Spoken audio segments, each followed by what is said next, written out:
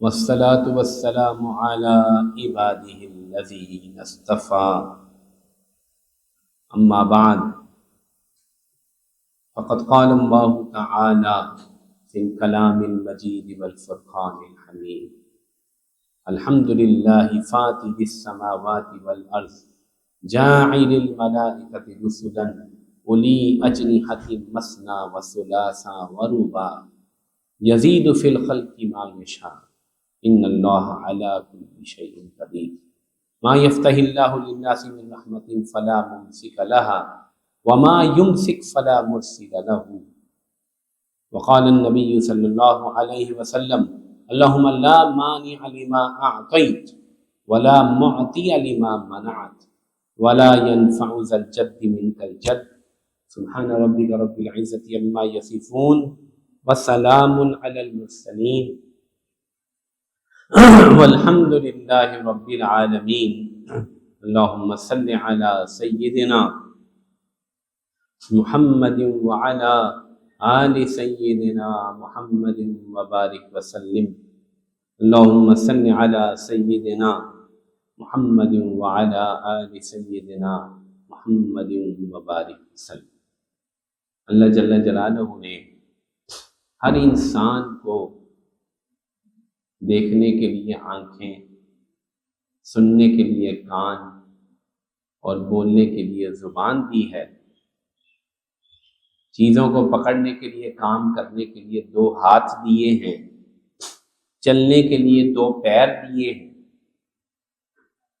ہر ایک کو ایک ہی ناک دی ہے، ہر ایک کے ہاتھوں میں 5-5 انگلیاں بنائی ہیں، پیروں میں 5-5 انگلیاں بنائی ہیں، ایک دل دیا ہے، 2 پھیپھڑے دیے ہیں، سارے انسان اس میں برابر ہیں، سب الا یہ کہ کسی کو مجبوری معذوری ہو، اس کی آنکھیں نہیں ہوتی، یا اس کو کوئی جسم کا عضو کٹ جاتا ہے، یا بعض کی 6 انگلیاں نکل آتی ہیں، شکلیں جدا جدا ہیں، لیکن مساوات فرمائی اس نعمت میں کہ آنکھیں سب کو 2 دی، کان سب کو 2 دی، ہاتھ سب کو 2 دی، پیر سب کو 2 دی۔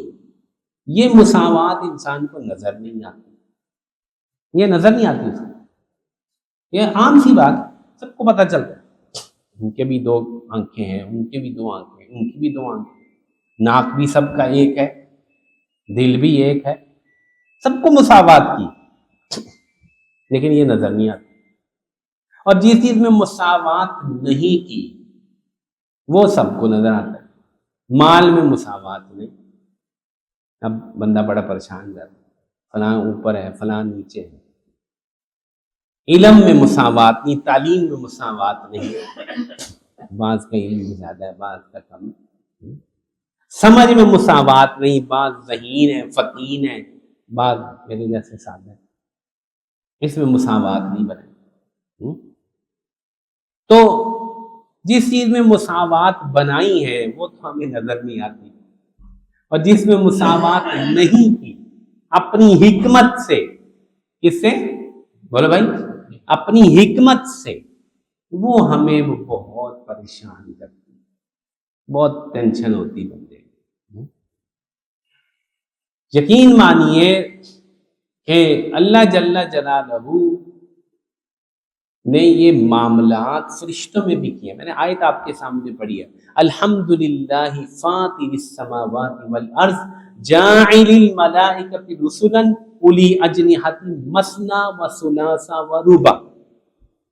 اللہ تعالیٰ فرماتے ہیں تمام تعریف و ذات کے لیے جس نے زمین و آسمان کو پیدا کیا، فرشتوں کو پیغامبر بنایا، ان کو پر دیے، ان کو کیا دیے؟ پر دیے، کسی کو 2، کسی کو 3، کسی کو 4۔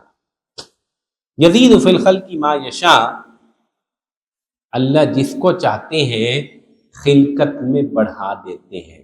ایک معنی مفسرین نے یہ لیا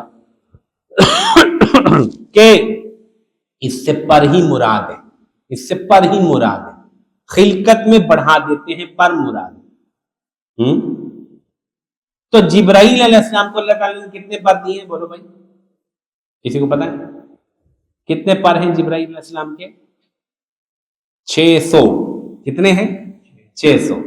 بالکل صحیح حدیث میں اس کا تذکرہ ہے کہ جبرائیل علیہ السلام کے 600 پر ہیں. تو آیت کا معنی واضح ہو گیا کہ کسی کو 2 پر دیے، کسی کو 3 پر دیے، کسی کو 4 پر دیے، جس کو چاہے بڑھا دیا. جبرائیل کو 600 پر دے دی. اور اللہ تعالیٰ کے نبی نے فرمایا کہ جبرائیل علیہ السلام کے جو پر ہیں، اگر وہ ایک اس میں سے کھول دیں تو پورا آسمان بھر جائے. اتنا اللہ نے معاملہ فرمایا. اور سرعت ان کی اتنی ہے ان پروں کی وجہ سے جبرائیل علیہ السلام کی کہ وہ لحظے بھر میں جو ہے وہ آسمان سے زمین پہ پہنچ جاتے. چاہے روایت کہیں پڑھی تو نہیں، بزرگوں سے سنی ہے، میں نے خود ویسے نہیں پڑھائی، کہ جبرائیل علیہ السلام سے کسی نے پوچھا کہ تمہیں بہت سپیڈ پر جب آسمان سے زمین پہ آنا ہو کوئی موقع ہے؟ کہاں؟ یوسف علیہ السلام کو جب ان کے بھائیوں نے کنویں میں پھینکا تو میں 5ویں آسمان پہ تھا. اللہ تعالیٰ نے مجھے کہا کہ تم پہنچو اور ان کو کنویں میں گرنے نہیں دینا، ان کو اپنے پر پہ اٹھا لینا. تو میں اب آپ دیکھیں کنویں میں بندہ گرتا ہے کتنا سیکنڈ کے بھی کچھ حصے لگتے ہیں، لیکن وہ پہلے پہنچ گئے پر پہ، ان کو اٹھا لیا اور پیچھے پتھر کا اس پہ بٹھا دیا. یزید فی الخلق ما یشاء، اللہ تعالیٰ فرماتے ہیں کہ میں جس کو چاہوں خلقت میں زیادہ کر دوں. مثال آپ کے سامنے دے دی. لیکن دوسرے مفسرین کہتے ہیں کہ نہیں، اس کا تعلق فرشتوں کے پروں کے ساتھ نہیں، اس کا تعلق عام انسانی اصول ہے. جس کو چاہے جس چیز میں بڑھا دے، ٹھیک، جس کو چاہے جس چیز میں بڑھا دے. چلو اس کی مثال دے لیتے ہیں. بعض لوگ ہوتے ہیں ان کی آواز بڑی خوبصورت ہوتی ہے. آواز تو سب کو دی ہے نا، اب یہ قاضی صاحب نے پڑھا آواز خوبصورت ہے. بعض بچے نعت پڑھتے ہیں، یہاں ایک بچہ آتا ہے وہ بڑی پیاری نعت پڑھتا ہے، اب ہم سے تو ایسی پڑھی نہیں جاتی. بعض بچے جو ہیں آواز میں بہت خوبصورت ہے، بعض عورتیں آواز میں بہت خوبصورت ہیں، بعض مرد آواز میں بہت خوبصورت ہیں، حسین ہیں، بہت اچھی نعت پڑھتے ہیں، بہت اچھی آواز ہے. بعض نعتیں نہیں پڑھتے گلوکار بن جاتے ہیں. یہ پیچھے تو نا آسک اکیڈمی کے ساتھ ایک شادی تھی، تو بڑا مشہور پاکستان کا گلوکار جو ہے وہ آ رہا تھا. میرا ہم نام ہے وہ، اصل میں شاید آپ کو سب کو پتا ہوگا، میرا ہم نام ہے، اس کا نام بھی عاطف ہے. میں نے کسی سے کہا کہ بھائی یہ یہاں عرض نے کہا حضرت صاحب یہ 1 کروڑ روپیہ لیتا ہے ایک جگہ آنے کا فنکشن پہ. میں کہا بھائی اچھا 1 کروڑ روپیہ لیتا ہے؟ کہتے ہیں ہاں، آواز اتنی ہے اس کی شہرت اتنی ہے، اس کی آواز اتنی ہے. پہلے تو وہ ٹائم ہی نہیں نا کسی کو دیتا. 1 کروڑ روپیہ، بہرحال یہ مبالغہ بھی ہو سکتا ہے، چلو 40-50 لاکھ روپیہ بھی لیتا ہو تو بڑی بڑی بات ہے. بھائی آواز ہے نا، صرف آواز کی بات ہے، تو اللہ نے آواز دی ہے، وہ اس کی شہرت ہے اتنی، اس کے فین ہے. کسی کو اللہ تعالیٰ نے جو ہے وہ آواز نہیں دی، لکھنے کی طاقت دے دی. ہر میں سے ہر کوئی مصنف نہیں ہوتا، کوئی لکھتا ہے. آپ نے دیکھا ہوگا کہ کچھ لوگ لکھتے ہیں، بڑا ان کا نام ہوتا ہے، بڑا ان کا قلم ہوتا ہے. ٹھیک ہے، اسلام آباد میں ایک نیوز اینکر صاحب ہیں، وہ لکھتے ہیں، کمال کا لکھتے ہیں، بڑے لوگ ان کے عاشق ہیں، کیا لکھتے ہیں، کیا بات ہے. بعض لوگ جو ہیں خطابت کے ماہر ہوتے ہیں، بولتے بہت اعلی ہیں. بھائی بولتے تو سارے ہی ہیں، لیکن مولانا تاجر صاحب جیسا تو کوئی ہوتا ہے، وہ بولتے ہیں تو دنیا سنتی ہے. واقعتاً دنیا سنتی ہے، کروڑوں لوگ ہیں ان کے عاشق ہیں، کیا بولتے ہیں، بہت خوبصورت بولتے ہیں. یزید فی الخلق ما یشاء، اللہ جس کو چاہے جس چیز میں بڑھا دے. کسی کو آواز میں بڑھا دیا، کسی کو ترنم میں بڑھا دیا، کسی کو حسن میں بڑھا دیا. ہم نے دیکھا نا لوگ حسن کے دیوانے ہوتے ہیں، بعض لوگ بہت خوبصورت ہوتے ہیں، لاکھوں میں ایک ہوتے ہیں. ٹھیک ہے، اب وہ یوسف علیہ السلام کو اللہ نے جب رسول اللہ صلی اللہ علیہ وسلم، بخاری شریف کی روایت ہے، رسول اللہ صلی اللہ علیہ وسلم جب معراج پہ گئے تو تیسرے آسمان پہ یوسف علیہ السلام سے ملاقات ہوئی۔ تیسرے آسمان پہ، یاد رکھنا، تیسرے آسمان پہ یوسف علیہ السلام سے ملاقات ہوئی۔ تو آپ علیہ السلام فرماتے ہیں بقد اعطی شطر الحسن، یعنی پوری انسانوں کو جتنا حسن دیا گیا ہے اس کا نصف اکیلے یوسف علیہ السلام کو ملا۔ یار کیا خوبصورت ہوں گے وہ، اب ہم تو دیکھ نہیں سکتے ابھی۔ ایسے نہیں ہے، قرآن کہہ رہا ہے کہ جب یوسف علیہ السلام باہر نکلے نا تو وہ جو زلیخا نام باہر کوئی حدیث میں نہیں آتا، معلوم نہیں زلیخا یا کیا نام، تو اس کی جو سہیلیاں تھیں نا وہ سب نے اپنی انگلیاں کاٹ ڈالی، چھریاں ہاتھ میں تھیں، اس نے نا نظام ایسا چلایا تھا، چھریاں نا اس نے دے کر نا جو بھی اس زمانے میں پھل ہوتا ہوگا، یہی پھل ہوتے ہیں، کوئی سنترا، کوئی سیب یا کوئی چیز دی ہوگی کاٹنے کے لیے۔ حسن ایسا تھا یوسف علیہ السلام کا کہ وہ دیکھتی رہ گئیں، اور وہ جو کاٹ رہی تھی پھل، وہ ساری پھل کاٹتے کرتے وہ چھریاں انگلیوں پہ چل گئی۔ کیا حسن ہوگا یار، اللہ اکبر، کیا حسن ہوگا، بنانے والے نے دیا، اللہ جل جلالہ خود کتنے حسین ہیں۔ تو اللہ تعالیٰ جس کو چاہے حسن میں بڑھا دے، ٹھیک ہے نا، تو یہ اللہ تعالیٰ کی شان ہے۔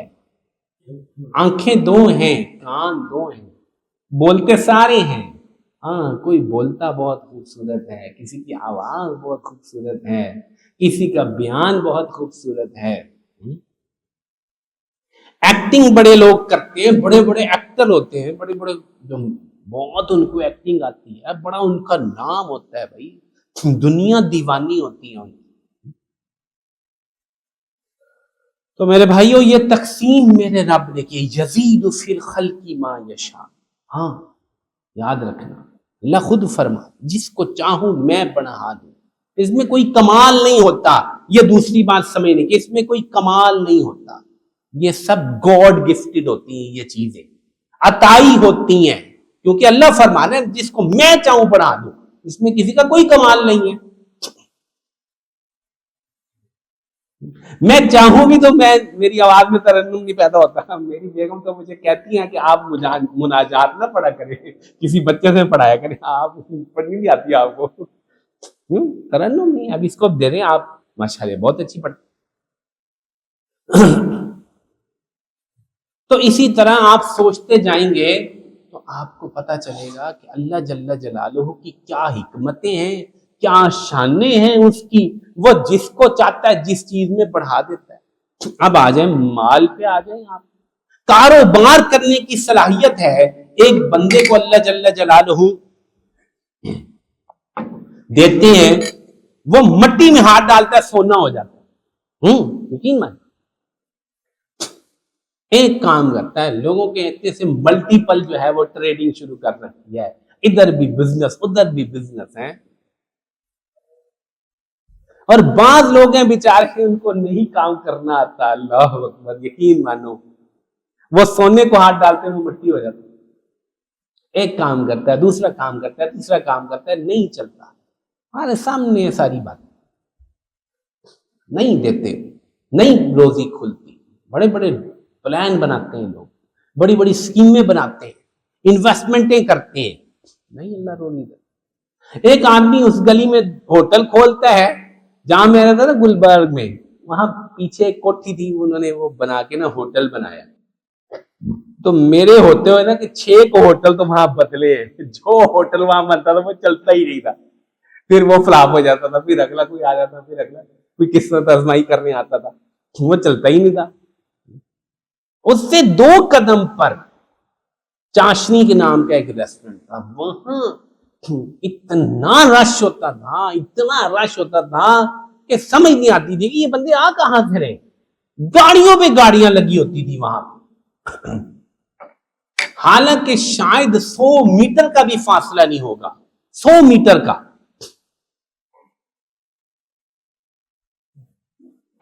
ہاں اللہ تعالیٰ مال تقسیم کر رہے ہیں، اللہ رزق دے رہے ہیں، گاہک بھیج رہے ہیں، پیسے آ رہے ہیں، یزید فی الخلق ما یشاء. یہ میں خلق کا تذکرہ نہیں کر رہا، میں عطا کا تذکرہ کر رہا ہوں. پہلے میں نے خلقت کی باتیں آپ کو سنا دی، آواز، بیان، حسن. مال کو دیکھو، اللہ نے مساوات نہیں کی مال میں، جس کو چاہے دے، جس کو چاہے کروڑ پتی کر دے، جس کو اربوں پتی کر دے. کسی کو جو ہے وہ کوئی نانے جبی کا محتاج ہے، 2 رات کی روٹیاں نہیں کما پاتا، اور کوئی جو ہے وہ دولت سنبھالی نہیں جاتی. یہ میں اس لیے مثال دے رہا ہوں آپ کو. کل یہاں ایک صاحب مجھ سے ملنے کے لیے آئے تھے، کچھ اپنی قضا نمازیں اور اس کا مسئلہ انہوں نے پوچھنا تھا، تو یہاں آئے. کسی نے مجھے پتا دیا تھا، دور سے آئے تھے، میں جانتا بھی نہیں تھا. یہاں انہوں نے مغرب پڑھی اور آ گئے کہ کچھ قضا نمازوں کے انہوں نے مسئلے پوچھے، قضا روزوں کے مسئلے پوچھے، وغیرہ وغیرہ. تو میں نے ان سے کہا کہ آپ کیا کرتے ہیں؟ تو انہوں نے کہا کہ چھوڑیں حضرت صاحب. میں نے کہا نہیں آپ بتائیں. کہنے لگے کہ وہ ایک کمپنی ہے، وہ گوشت اور فروٹ امپورٹ کرتی ہے، تو وہ ہم منگواتے ہیں، ہماری بہت بڑی کمپنی ہے، میں اس میں کام کرتا ہوں. تو میں نے کہا کون سا گوشت منگواتے ہیں؟ کہتے ہیں بیف. تو میں نے کہا بیف منگوانے کی باہر سے کیا ضرورت ہے؟ آپ سوچو نا ذرا، بیف منگوانے کی باہر سے کیا ضرورت ہے؟ بھائی یہاں وادو جانور ہے ہمارے پاس. کہنے لگے حضرت صاحب میں نے آپ کو کہا تھا نا کہ آپ چھوڑے نہ پوچھے. میں نے کہا چلو آپ بتا دو. کہا ہم اسپیشل قسم کا بیف منگواتے ہیں، لائن بیف، پتہ نہیں عجیب عجیب نام بتا کے. میں نے کہا وہ کتنے کا ہوتا ہے؟ کہا کہ وہ 32,000 روپے کلو سے شروع ہوتا ہے، پھر 38,000 روپے کلو، 72,000 روپے کلو، 92,000 روپے کلو. اور میں نے کہا اچھا سب سے مہنگا بتاؤ. کہا 1,15,000 روپے کلو کا جو ہے وہ بیف باہر سے آتا ہے. میں نے کہا یہ کھاتا کون ہے؟ میں بڑا متحیر ہوا. میں کہہ رہے ہیں تو 1,200 روپے 1,200 روپے کلو. ایک 1.25 لاکھ میں تو ہم مدرسے والے پورے جانور خرید لیتے ہیں ماشاءاللہ، بہت سارے طالب علم کھا لیتے. کہا کہ یہ امیر لوگ کھاتے ہیں، یہ امیر لوگ کھاتے ہیں.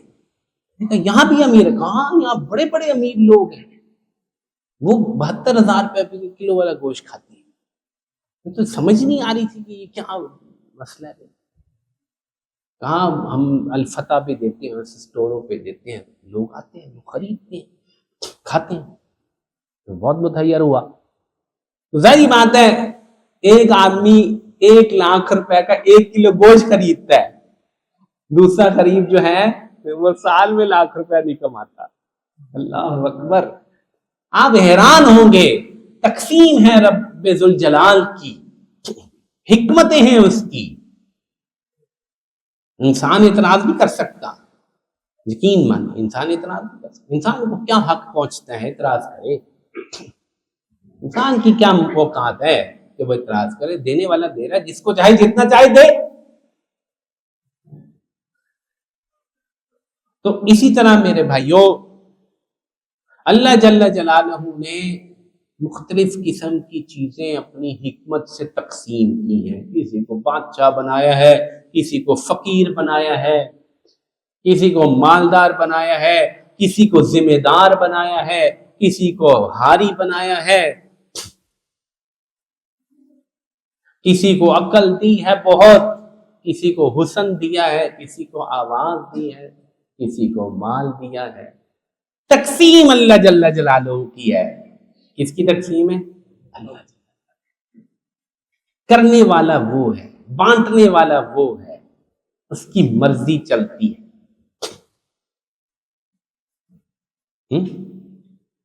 انسان کو یہ حکم ہے کہ جو تجھے ملا ہے اس پہ شکر کر، جو تجھے ملا ہے اس پہ شکر کر، اور جو تیرے اوپر احکامات ہیں ان کو پورا کر.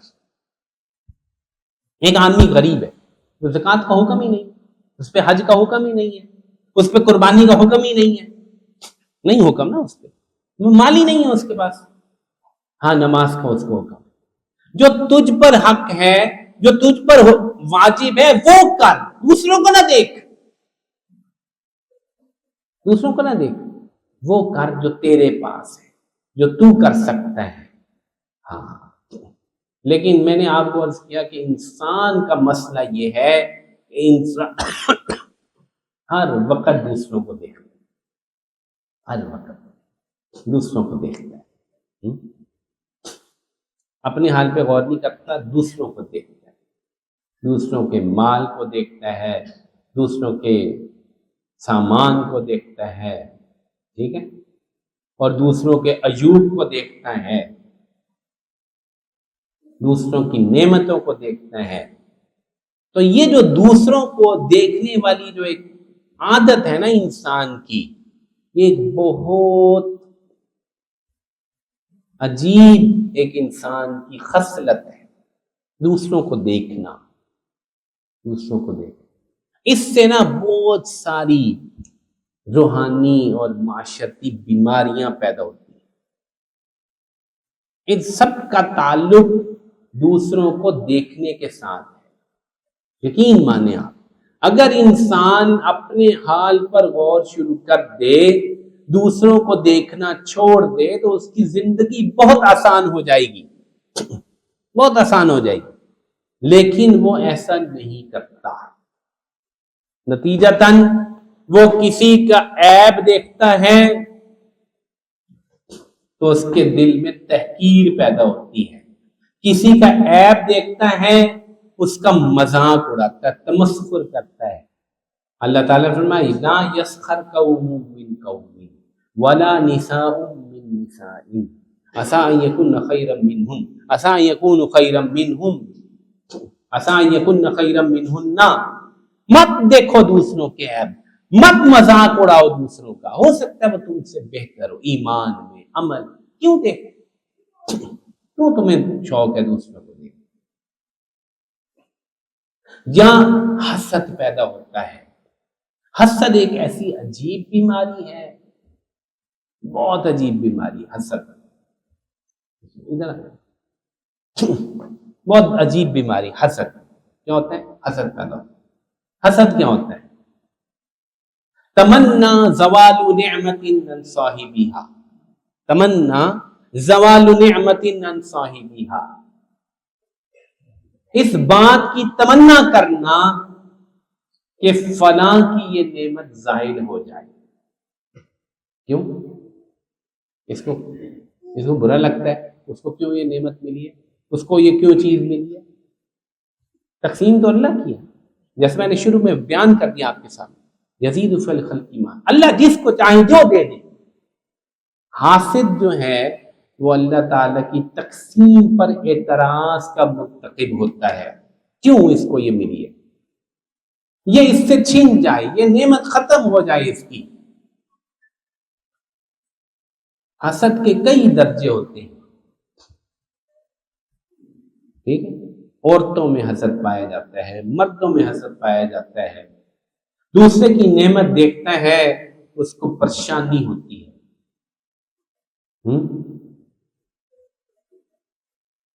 پہلا درجہ یہ ہے کہ وہ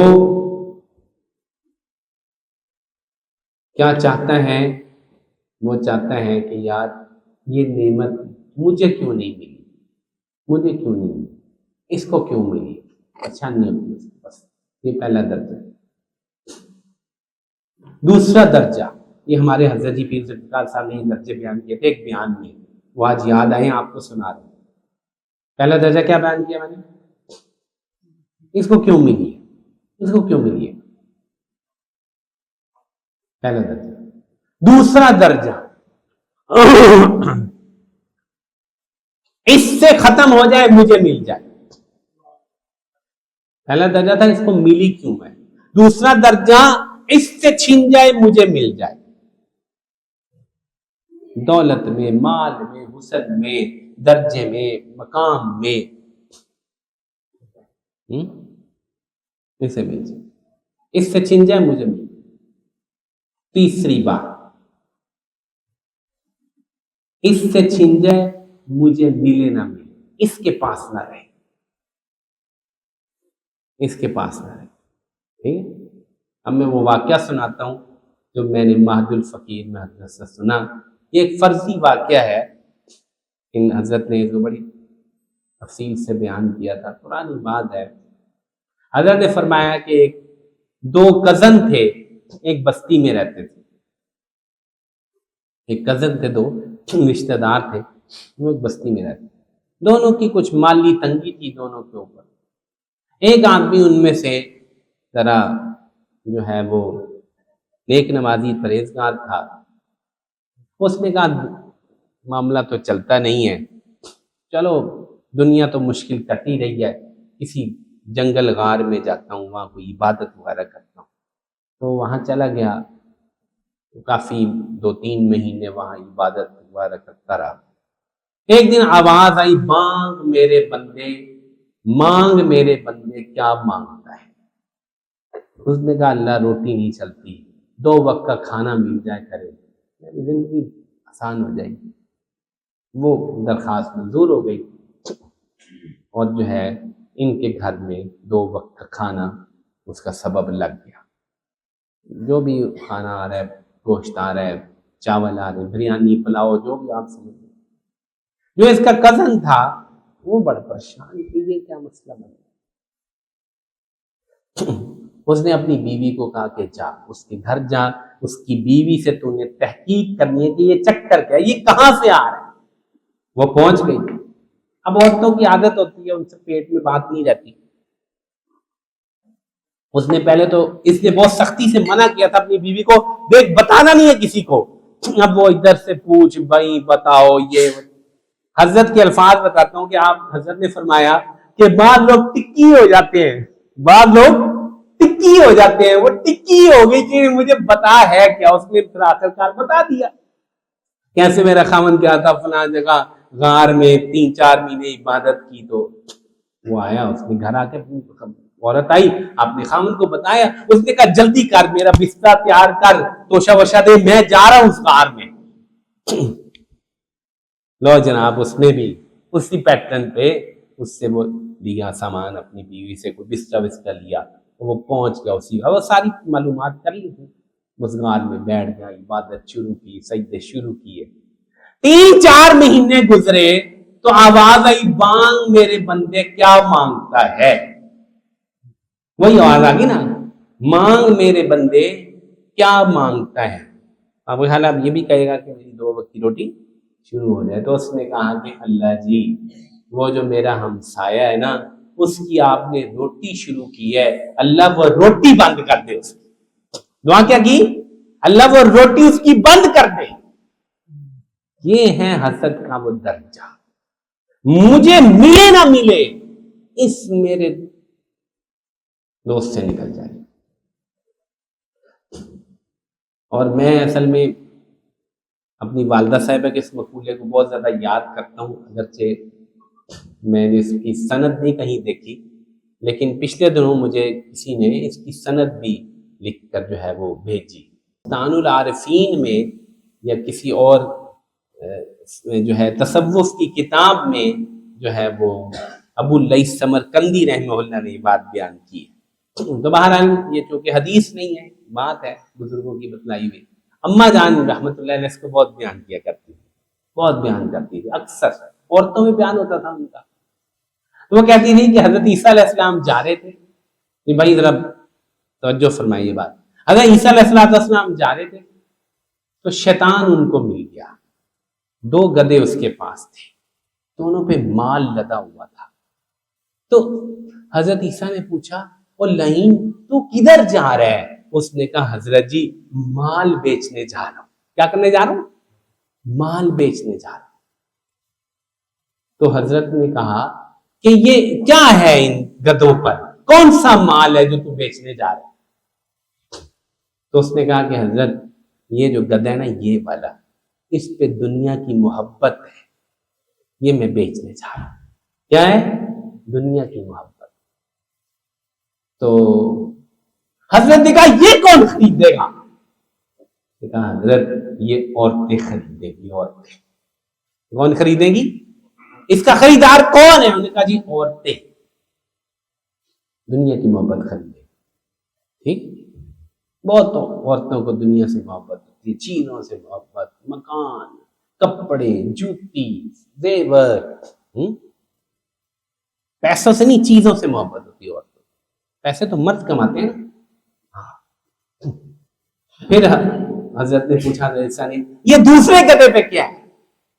कहा ये हसद है हजरत, हसद। ये क्या है? हसद है। उन्होंने फरमाया ये कौन खरीदेगा तुझसे? कहा ये उलमा खरीदेंगे।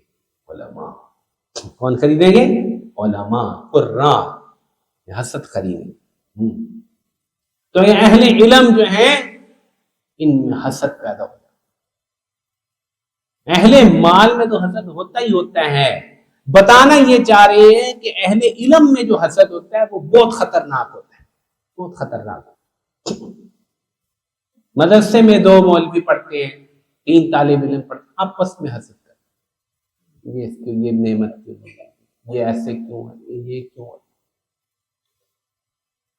तो मेरे भाइयों, जो मैं बात वापस फेरता हूं अपनी, जो हम दूसरों को देखते हैं ना, दूसरों को देखते हैं, इससे बहुत ज्यादा बीमारियां पैदा होती हैं।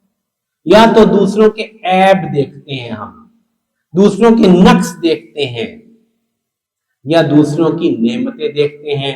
अगर दूसरों के ऐब देखते हैं तो उनकी तहकीर पैदा होती है, उनका तमस्खुर करते हैं, उनका मजाक उड़ाते हैं।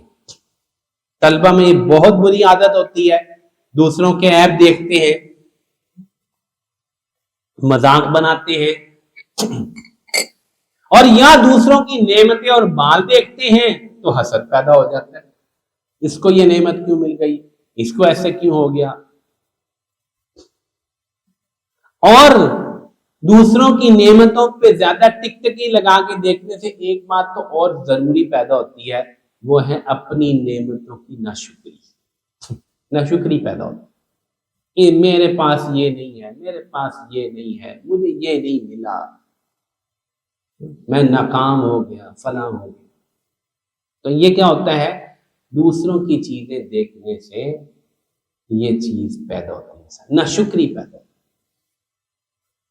और इंसान के दिल में तकदीर के बारे में शिकायत पैदा होती है, मुझे क्यों नहीं ऐसे मिला, मेरे साथ ऐसा मामला क्यों हो गया। याद रखो, मैं आप सबको कहता हूं, मोमिन वो होता है जो अपनी तकदीर पर, अपने नसीब पर राजी रहे अल्लाह से। अल्लाह ने जो फैसले फरमाए हैं मेरे बारे में, आपके बारे में, हाँ, हम इस पर राजी नहीं। ये रजा बिल कज़ा, ये मोमिन का नसीब है, ये सिर्फ मोमिन के पास ये नेमत है। अगर हम अहले ईमान हैं तो हमारे अंदर ये बात होनी चाहिए कि हम अल्लाह जल्ला जलालहू की तकसीम पर राजी हों, उनकी अता पर राजी हों, उनकी दी हुई चीजों पर राजी हों। जब बंदे के अंदर ये रजा बिल कज़ा पैदा होगी तो वो दूसरों को देखना छोड़ देगा। और अगर देखना ही है तो आपने इस्लाम ने फरमाया कि अपने से नीचे वालों को देख लो, शुक्र पैदा हो जाएगा। लेकिन जो चीज सीखने की है मेरे भाइयों, वो है अपने हाल पे नजर करना। अब मैं उसको 2 तरह समझाता हूं, जरा आगे बात लंबी नहीं करूंगा, 2 तरह समझाता हूं। नंबर 1, दूसरों के ऐब नहीं देखने, अपने ऐब देखने। पहली बात क्या बयान कर रहा हूं, दूसरों के ऐब नहीं देखने, अपने ऐब देखने।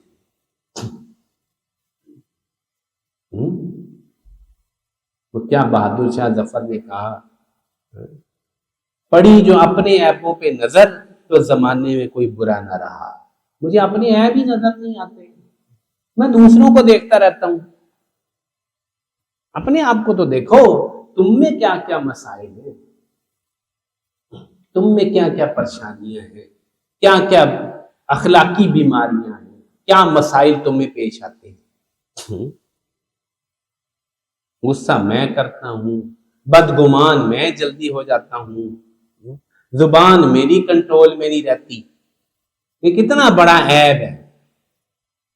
हम दूसरों को बातें करते हैं, जरा कभी तवज्जो फरमाएं अपने हाल पे कि गुस्से में मेरी जुबान का क्या हाल होता है। भाई मैं किस तरह जो है वो आपे से बाहर हो जाता हूं। कहते हैं आपे से बाहर होना, یہ ہمارا حال ہے، اپنے سے باہر ہو جاتے، اتنی جلدی بدگمان ہو جاتے ہیں دوسروں سے، معمولی سی بات ہوتی ہے بدگمان ہو جاتی، معمولی سی بات، اس نے ایسے کر دیا، یہ تو کرتا ہی ہے میرے ساتھ، فلاں نے یہ کر دیا۔ عورتیں ہیں وہ اپنے رشتہ دار عورتوں سے ہمیشہ بدگمان رہتی ہیں، فلانی ہماری بدخواہ ہے، ہم پہ جادو کراتی ہے، یہ کرتی ہے وہ کرتی ہے۔ عورتوں کا مسئلہ یہ ہے بدگمان رہنا، ہر وقت بدگمان دوسروں سے، دفتروں میں اداروں میں مرد ہیں دوسروں سے بدگمان رہتے ہیں۔ تو میرے بھائیوں اپنے عیبوں پہ نظر کرو، دوسروں کے نہیں، اپنے عیب دیکھو، مجھ میں یہ عیب ہے، میں جلدی جو ہے وہ زبان کے استعمال پر جلدی جو ہے معاملہ خراب کر بیٹھتا، زبان ٹھیک نہیں، میرے اندر صبر نہیں، مجھ میں عجلت بہت زیادہ ہے، بہت بڑا عیب ہے۔ وَكَانَ الْإِنسَانُ عَجُولًا، یہ مقام ذم پر یہ بات بیان کی کہ انسان کو بہت عجلت ہوتی ہے، عجلت کاہے کی، صبر کا، تو عجلت کرنا یہ عیب ہے۔ واللہ اپنے عیوب پر نظر کرو، اپنے عیوب کو سوچو، ہاں اپنی حالت پہ غور کرو، ہمیں اپنی حالت پہ غور کرنے کے لیے باقاعدہ طور پہ اہتمام کرنا چاہیے۔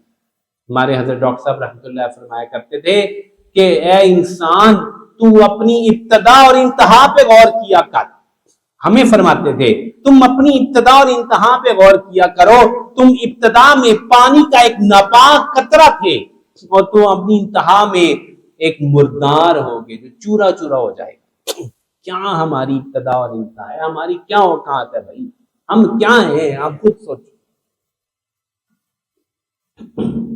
تو اپنے عیوب پر نظر کرنا، یہ جس انسان کو حاصل ہو جاتا ہے وہ پھر اپنے عیوب کی اصلاح بھی کر لیتا ہے۔ اصلاح اس بندے کی نہیں ہوتی، ہم اصلاح اور تزکیہ نفس کی باتیں کرتے ہیں، اصلاح اس بندے کی نہیں ہوتی جس کو اپنے عیوب کی خبر نہیں ہوتی، اپنے عیوب پر نظر نہیں کرتا، دوسروں کے عیوب دیکھ کر جو ہے ان کے اوپر اعتراضات کرتا، فلاں یوں نہیں کرتا، فلاں ایسے نہیں کرتا، فلاں یہ کرتا ہے، فلاں وہ کرتا ہے۔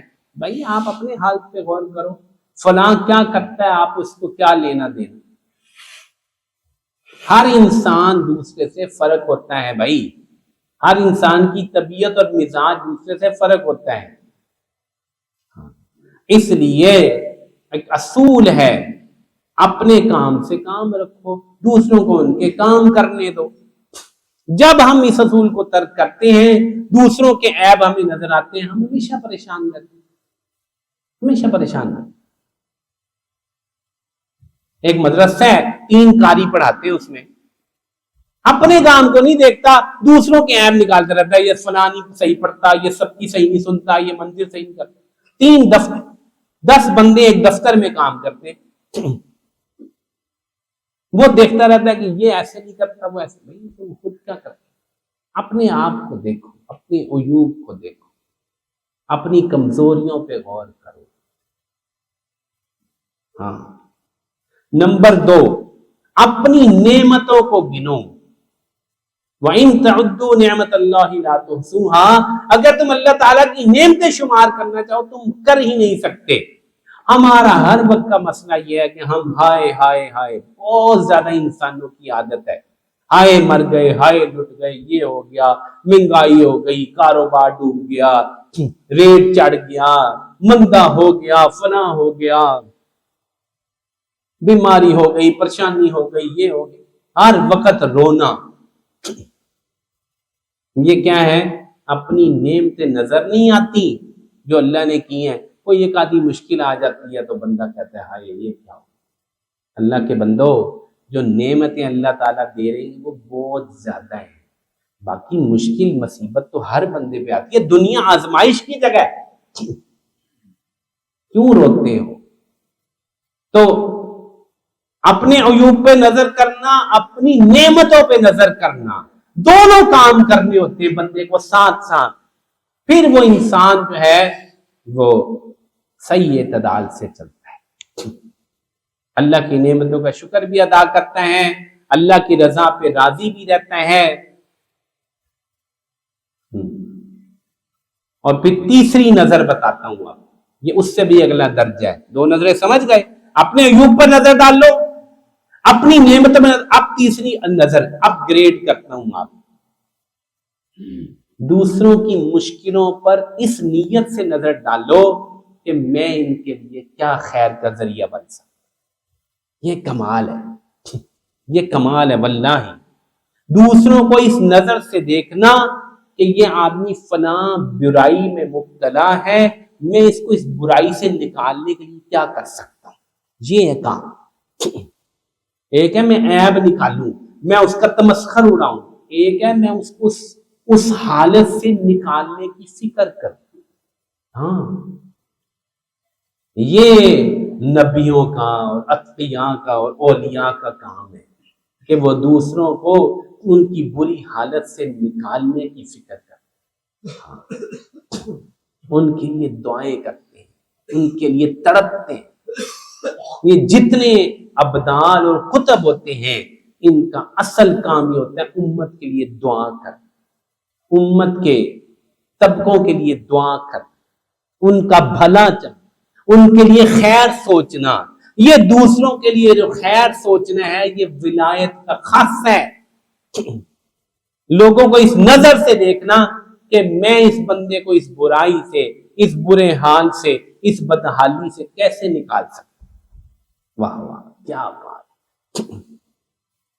اخلاقی برائی میں مبتلا ہے تو وہاں سے اس کو کھینچنا، مالی مشکل میں مبتلا، بھی آگے ادھر ادھر جگہ بھراؤ، مالی مشکل میں مبتلا ہے اس کو نکالنے کی فکر کرنا، سفارش کرنے کا کتنا اجر ہے، کبھی سوچیں آپ نے؟ رسول اللہ صلی اللہ علیہ وسلم نے اپنے صحابہ کو کہا سفارش کیا کرو، اجر پایا کرو، میری زبان پہ تو وہی جاری ہوتا ہے جو اللہ چاہتے ہیں۔ واللہ یؤتی انا القاسم، اللہ دینے والے، میں تقسیم کرتا ہوں، تم سفارش کیا کرو۔ ہم سفارش کریں نا لوگوں کی، میں خود نہیں کسی کی ہیلپ کر سکتا، میں اس کی کوئی سفارش کرتا ہوں، اس کو کسی جگہ کوئی اڑا دوں۔ ہاں، آپ علیہ السلام سے پوچھا گیا، مسلم شریف کی روایت ہے کہ صدقہ کیا ہے؟ آپ نے فرمایا کہ سانے کی مدد کر، جو بندہ کوئی کام کر رہا ہے نا اس کی مدد کر۔ انہوں نے کہا یہ نہ کر سکوں۔ آپ نے فرمایا بدو اخرک، اناڑی کو کما کر دے دے، اس کا کوئی سیٹ اپ بنا دے۔ وہ لوگ اناڑی ہوتے ہیں بیچارے، وہ آتا کچھ نہیں ہے، جیسے میں نے ابھی شروع میں بیان کیا، اناڑی ہوتے ہیں بیچارے، کوئی سیٹ اپ نہیں بنا سکتا، اتنی عقل نہیں ہوتی، آپ اس کے لیے کوئی سیٹ اپ بنا دو، کوئی خیر بنا دو۔ وہ آدمی کسی برائی میں مبتلا ہے، آپ دیکھ رہے ہو، آپ اس کو پیار سے جاؤ، اس کو سمجھاؤ، اس سے تمہارا نقصان ہو جائے گا، یہ ہو جائے گا۔ جی ہاں، تو کیا ہے؟ دوبارہ دہراتا ہوں، اپنے عیوب پہ نظر ڈالنا، اپنی نعمتوں کو غور کرنا، مراقبہ نعمت کرنا، دوسروں پر نظر ڈالنا، دوسروں پر نظر ڈالنا کہ ان کے لیے خیر کا ذریعہ بن سکے۔ اگلی نظر بتاتا ہوں، توجہ فرمائیے گا، اگلی نظر ہے اللہ جل جلالہ کی صنعتوں پہ نظر ڈالنا اور اس کی معرفت حاصل کرنا۔ ہائے ہائے، ہمارے حضرت ڈاکٹر صاحب فرمایا کرتے تھے، میں ایک دفعہ ایئرپورٹ گیا، جہاز اتر رہا تھا، نوید کی بات یاد ہے، جہاز اتر رہا تھا، میں جہاز کو اترتا دیکھ کر اللہ کی معرفت پہ پہنچ گیا کہ اللہ کی کیا شان ہے۔ یہ اور ولایت کے درجے ہیں، اللہ کی تخلیقات کو، اللہ کی تعالیٰ کی بنائی ہوئی صنعتوں کو، اس کی مخلوقات کو اس نظر سے دیکھنا کہ اللہ کی معرفت پیدا ہو جائے۔ یہ کہاں ہر بندے کو نصیب ہے، یہ کہاں نصیب ہے ہر بندے کو؟ ہم تو مخلوق کو دیکھتے کسی اور نظر سے، اللہ کی ذات تک پہنچنا اس میں تو بڑے پردے حائل ہو جاتے ہیں۔ لیکن میرے دوستو، اس کی بھی عادت بنانی ہے، آسمان کو دیکھو، زمین کو دیکھو، سورج کو دیکھو۔ اس لیے میں اکثر کہتا ہوتا ہوں اپنے طالب علموں کو کہ یار کبھی باہر جایا کرو رات کے وقت، ان فی خلق السماوات والارض، بلکہ ان کو روزانہ، میں ثالثہ والوں کو، دورے والوں کو روزانہ تاکید کرتا تھا کہ باہر نکل کر تاروں کو دیکھ کر روزانہ یہ آیت پڑھ، 10 آیتیں پڑھا کرو۔ ان فی خلق السماوات والارض واختلاف اللیل والنہار لآیات لأولی الالباب الذین یذکرون اللہ قیاما وقعودا وعلی جنوبہم ویتفکرون فی خلق السماوات والارض ربنا ما خلقت ھذا باطلا۔ کیا عجیب ہے، روزانہ رسول اللہ صلی اللہ علیہ وسلم تہجد کے وقت یہ 10 آیتیں پڑھتے تھے روزانہ۔ بے شک آسمانوں و زمین کے پیدا کرنے میں، دن اور رات کے الٹ پھیر میں بڑی نشانی عقل والوں کے لیے جو اللہ تعالیٰ کا ذکر کرتے ہیں کھڑے ہوئے، بیٹھے ہوئے، لیٹے ہوئے، اور زمین و آسمان کی نعمتوں، تخلیقات، مخلوقات کو دیکھ کر کہتے ہیں اے ہمارے رب، یہ تو نے بیکار تو پیدا نہیں کیا، سبحانک، تو پاک ہے، فقنا عذاب النار، ہمیں جہنم کے عذاب سے بچا۔ کیا نظر ہے یہ، معرفت کی نظر اسے کہتے ہیں، معرفت کی نظر۔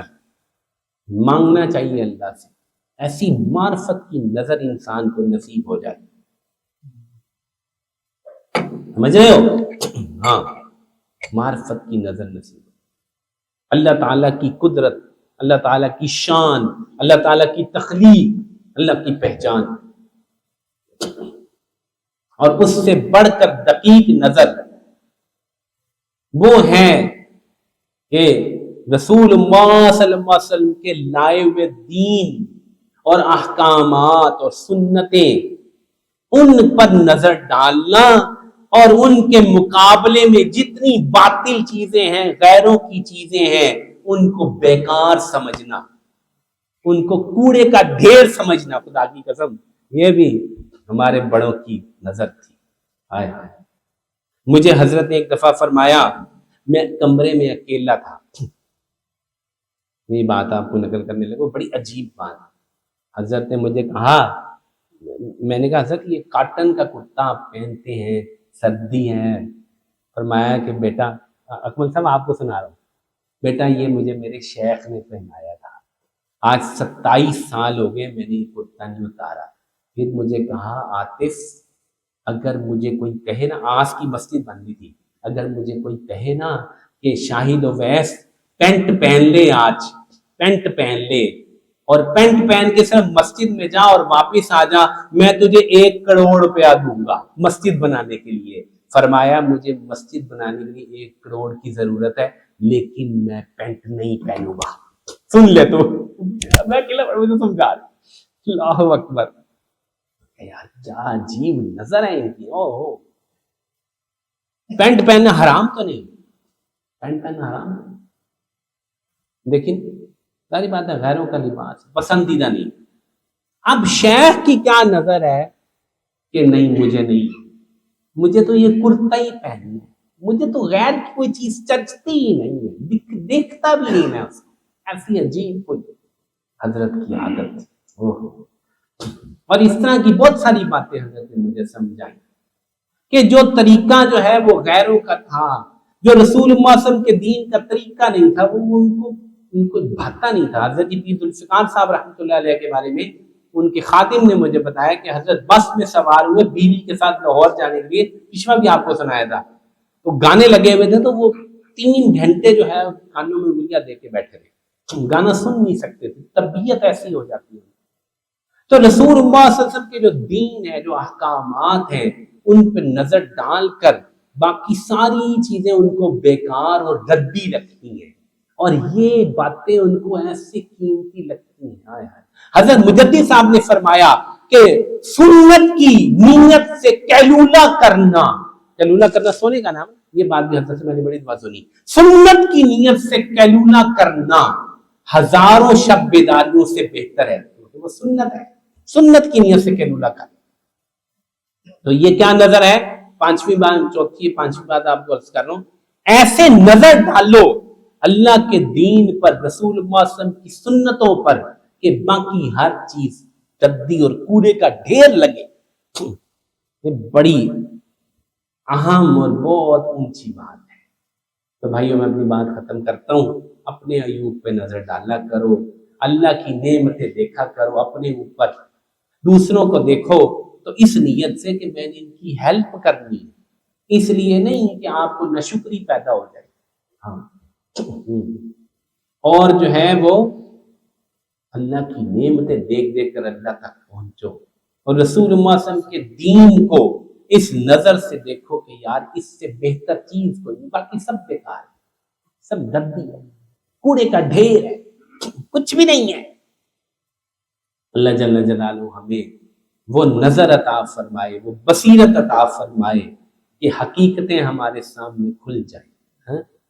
ہاں، یہ جو بصیرت ہے، یہ آنکھیں جو جب اصل یہ آنکھیں بند ہوگی نا، اور جو اصل آنکھ کھلے گی نا، وہ موت کے وقت کھلے گی۔ فَكَشَفْنَا عَنْكَ غِطَاءَكَ فَبَصَرُكَ الْيَوْمَ حَدِيدٌ۔ اللہ تعالیٰ فرماتے ہیں کہ آج ہم تیری آنکھوں کا پردہ اٹھاتے ہیں، تیری نظر ابھی بڑی تیز ہے۔ حدیث میں آتا ہے نا کہ اس بندے کو اپنا مقام جو ہے وہیں پہ بستر مرگ پہ اس کو اپنا مقام جنت کا یا دوزخ کا دکھلائی دینا شروع ہو جائے گا۔